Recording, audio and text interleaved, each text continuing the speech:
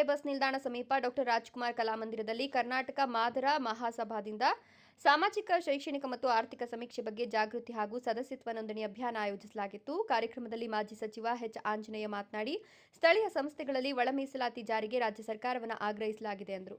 ರಾಜಕೀಯ ಒಳ ಮೀಸಲಾತಿಯಲ್ಲಿ ಪಾರ್ಲಿಮೆಂಟ್ ಮತ್ತು ಅಸೆಂಬ್ಲಿ ಒಳಪಡುವುದಿಲ್ಲ. ಸ್ಥಳೀಯ ಸಂಸ್ಥೆಗಳ ಚುನಾವಣೆಯಲ್ಲಿ ಒಳ ಮೀಸಲಾತಿ ಒಳಪಡುತ್ತಿದೆ. ಈಗಾಗಲೇ ತೆಲಂಗಾಣ ಹಾಗೂ ಆಂಧ್ರಪ್ರದೇಶದಲ್ಲಿ ಸ್ಥಳೀಯ ಸಂಸ್ಥೆಗಳ ಚುನಾವಣೆಯಲ್ಲಿ ಒಳ ಮೀಸಲಾತಿ ಜಾರಿಯಾಗಿದೆ. ರಾಜ್ಯದಲ್ಲಿ ಮುಂಬರುವ ಬಿಬಿಎಂಪಿ, ತಾಲೂಕು, ಜಿಲ್ಲಾ ಮತ್ತು ಗ್ರಾಮ ಪಂಚಾಯಿತಿ ಚುನಾವಣೆ ಘೋಷಣೆಯಾಗುವ ಮುನ್ನ ಒಳ ಮೀಸಲಾತಿಯನ್ನು ಜಾರಿ ಮಾಡುವಂತೆ ರಾಜ್ಯ ಸರ್ಕಾರವನ್ನು ಒತ್ತಾಯಿಸಲಾಗಿದೆ ಎಂದರು. ಕರ್ನಾಟಕ ರಾಜ್ಯದಲ್ಲಿ ಹಿಂದುಳಿದ ವರ್ಗಗಳ ಆಯೋಗ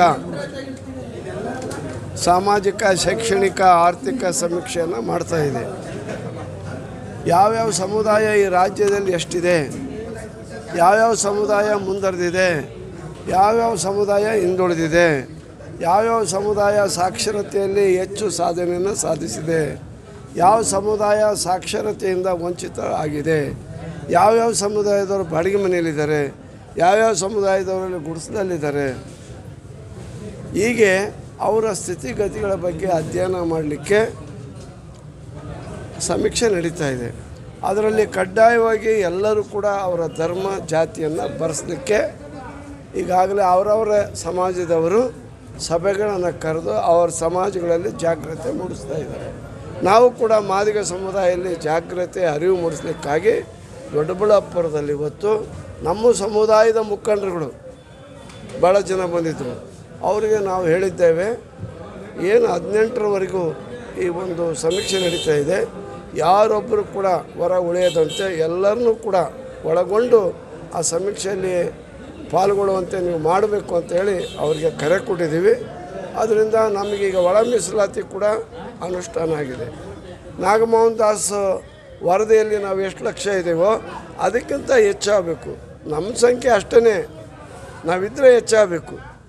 ಕೆಲವರು ಆವಾಗಲೂ ಕೂಡ ಪಾಲ್ಗೊಂಡಿಲ್ಲ. ಈ ನಮ್ಮವರೆಲ್ಲ ಕಸ ಗುಡಿಸೋ ಜನ, ಹಳೆ ಚಪ್ಪಲಿ ಒಲೆಯ ಜನ, ಕೂಲಿ ಕಾರ್ಮಿಕರು, ಹಳ್ಳಿಗಾಡಿನಲ್ಲಿ ಕೆಲವರು ಕೂಲಿಗಾಗಿ ವಲಸೆ ಹೋಗಿದ್ದಾರೆ. ಅಂಥವ್ರು ಯಾರು ಹೋಗಿದ್ರೆ ಕರೆದು ಅವ್ರನ್ನೆಲ್ಲರನ್ನೂ ಕೂಡ ಸಮೀಕ್ಷೆಯಲ್ಲಿ ಪಾಲ್ಗೊಳ್ಳುವಂತೆ ಮಾಡಬೇಕು ಅಂತೇಳಿ ನಾವು ಇವತ್ತು ನಮ್ಮ ಸಮಾಜದ ಎಲ್ಲ ಮುಖಂಡರಲ್ಲಿ ಮನವಿ ಮಾಡಿದ್ದೇವೆ. ಉದ್ಯೋಗ ಮತ್ತು ಶಿಕ್ಷಣದಲ್ಲಿ ಒಳ ಮೀಸಲಾತಿ ಜಾರಿಯಾಗಿದೆ. ಏನು ಸಿಗದೇ ಇದ್ದಾಗ ಇಷ್ಟಾದರೂ ಸಿಕ್ಕಿದೆ ಎಂಬ ಖುಷಿ ಇದೆ ನಮಗೆ.